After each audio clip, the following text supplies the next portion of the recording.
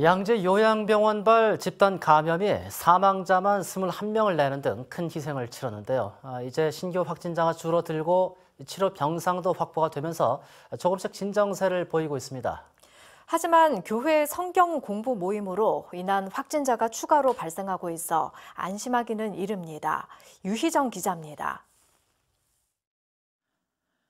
12월 5일 첫 확진자가 발생한 이후 양지 요양병원발 코로나19 확진자는 현재까지 240명, 사망자도 21명 발생해 지역에서 가장 큰 희생을 치렀습니다.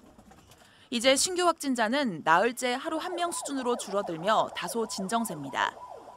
병원이 동일 집단 격리되면서 코로나19 확진자와 비확진자가 함께 생활해 병원 내 감염 위험에 대한 우려가 컸는데 병원 안에 있던 확진자들은 이제 모두 울산대학교 병원 등 감염병 전담병상으로 옮겼습니다. 병원에 남은 건 비확진 환자 43명과 이들을 돌볼 의료진 58명. 만약 2주 후 검사 결과에서 이들 모두가 음성이라면 사실상 병원 내 감염은 끝난 것으로 봐도 됩니다. 양지 요양병원발 중증 환자가 폭발적으로 늘면서 병상 부족 사태를 겪었던 울산대학교 병원도 국비와 시비 60억 원 등을 투입해 음압중환자실 18병상을 추가로 확보하면서 병상 운영에 다소 여유가 생겼습니다. 문제는 교회와 성경 공부 모임으로 시작된 지역 내 연쇄 감염이 계속되고 있다는 겁니다.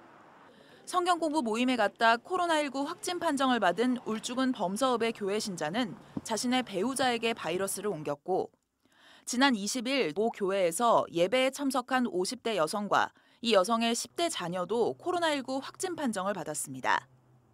지금 사회적 거리두기 2단계이기 때문에 그 전체 교인의 약 20% 정도만 예배에 참석할 수 있다고 제가 알고 있습니다. 예배 당일에 동선이 겹친 사람들이 확인된 것만 218명에 달해 방역당국이 전수검사에 나섰습니다. 또 교회 관계자들을 상대로 예배에 참석한 사람이 더 있는지, 예배 당시 방역수칙은 지켰는지 조사하고 있습니다. MBC 뉴스 유희정입니다.